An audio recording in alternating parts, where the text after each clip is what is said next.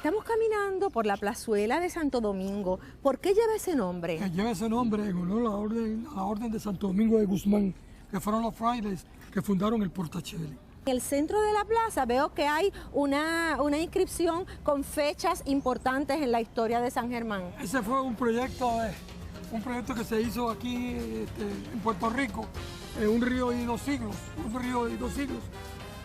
y el proyecto no logró su objetivo, porque no fue del agrado del pueblo. Además estuvo muy mal ubicado, porque aquí hicimos una campaña pública para que eso se hubiese quitado de allí y logramos el objetivo, no porque se hiciera ahí, sino porque se dañó, como lo podemos observar en la plazuela en sí. Pero ahí queda algo. Sí, queda algo, una reseña del 1513, cuando la isla fue dividida en dos partidos, el partido de Puerto Rico y el partido de San Germán.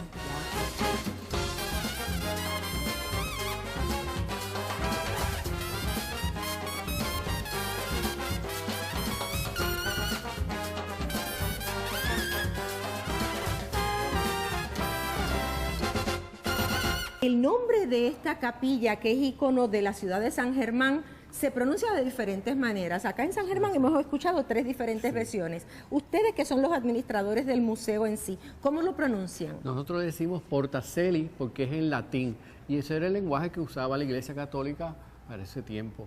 Portacelli sería en italiano, Puertas del Cielo en español, y Portacelli como se lee. Esta estructura hoy en día es un museo, en su origen fue una capilla religiosa. De las muestras de arte religioso que aquí se exhiben, ¿algunas formaban parte de lo que había en la capilla en sí? No, nada, ninguna de esas obras que tenemos hoy en día le pertenecía a la capilla.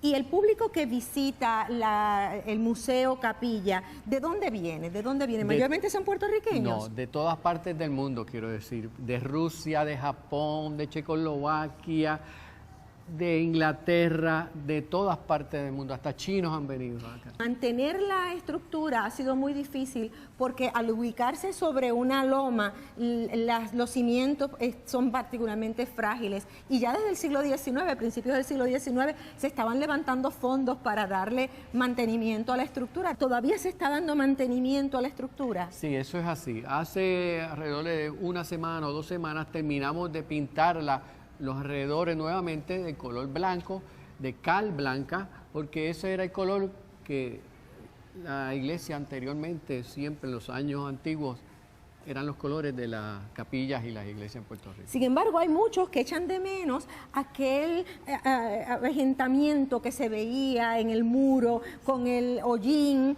con el hongo pegado del ladrillo. Eso muchos lo echan de menos. ¿Cómo responden ustedes a quienes les increpan por la ausencia de eso? Bueno, eso va a suceder con la misma pintura que le dimos de cal blanco dentro de unos años. Va a volver a envejecer naturalmente. Naturalmente por la lluvia, el viento y todo. El convento Portacelli, conocida institución sangermeña y uno de los edificios más emblemáticos de todo Puerto Rico, que se empezó a levantar en el 1606, representa la combinación de dos tendencias en arquitectura. Una es la construcción en materiales duros como piedra y sobre todo ladrillo, que tienen las paredes sólidas que rodean al edificio en su perímetro, y por dentro se combina con una estructura de vigas y columnas de madera más parecida a la tradición que dejaron nuestros primeros pobladores, tanto los indígenas como los primeros españoles que se asentaron en esta zona.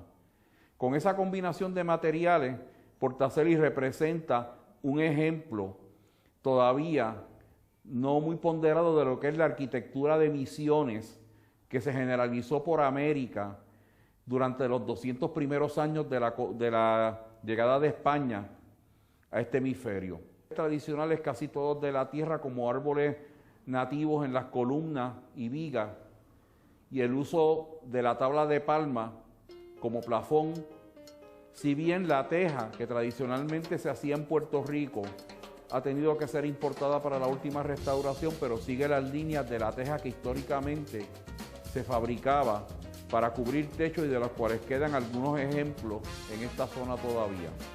Portacelli presenta, en resumen, un ejemplo de lo que era la arquitectura eclesiástica que se levantaba en la evangelización de los territorios nuevos conquistados por España.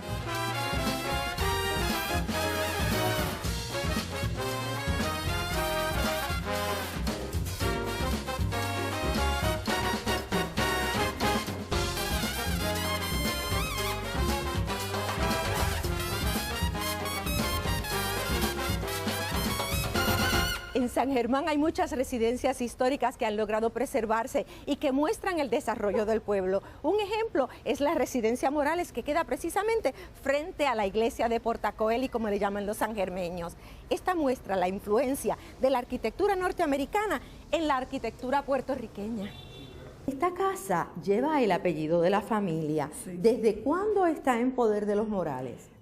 Según mi papá, ¿verdad? La compraron mis abuelos, la compraron en 1945, fue Salvador Morales. Anteriormente a ellos, ¿era de una familia también de Sí, aquí de San de la Germán? familia Vivoni. El arquitecto de la casa fue José Luis Vivoni. Y entonces, vivieron unos años, después se la vendieron a mi abuelo. ¿Qué uso se le da a la casa actualmente? ¿Sigue siendo residencia? Es residencia, abajo parece un museo por los cuadros de papi, todo el mundo quiere verla, pero nosotros la tenemos bien limitada al público. Pero las personas que quieran ver la exposición de los cuadros de Sí, Morales son bienvenidos, pueden verla. por supuesto que sí. ¿Han conservado la casa en cuanto a los espacios y el mobiliario lo más cercano posible a la tradición? Esto era de mis abuelos. La parte de abajo conserva los muebles de mis abuelos. El juego de cuarto de mi abuela también lo tenemos. El comedor es más reciente porque el que es antiguo lo tenemos en otra casa.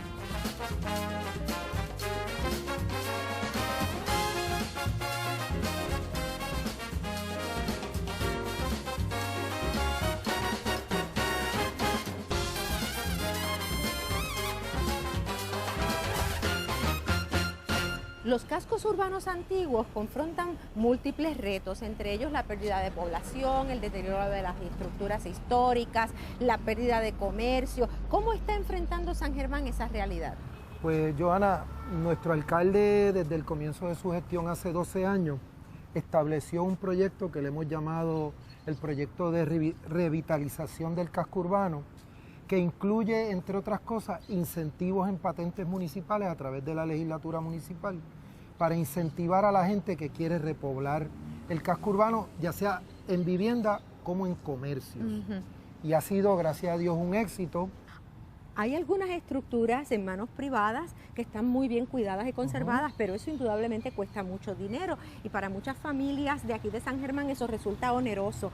¿Hay algún plan o algún proyecto municipal o estatal para ayudar a esos propietarios de casas históricas? Pues el alcalde ha sido un firme defensor de la ley para incentivar a la gente que quiere restaurar las estructuras antiguas.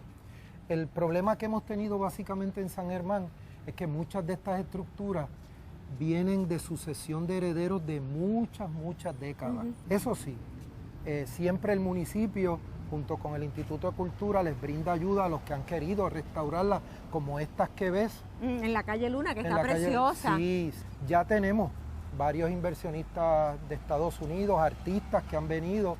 La casa que vas a ver a la derecha tuya, al final de la calle, fueron dos artistas del área de Hollywood que vinieron a San Germán, aquella casa crema y color vino, adquirieron la propiedad y la restauraron con la ayuda del Instituto de Cultura y los incentivos del municipio y ya se han quedado a vivir a San Germán. Sí.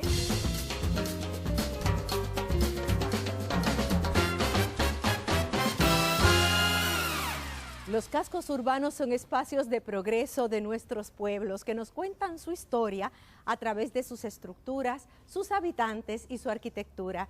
Estas han sido algunas de las historias del casco urbano de San Germán. Les invitamos a que visiten esta hermosa ciudad.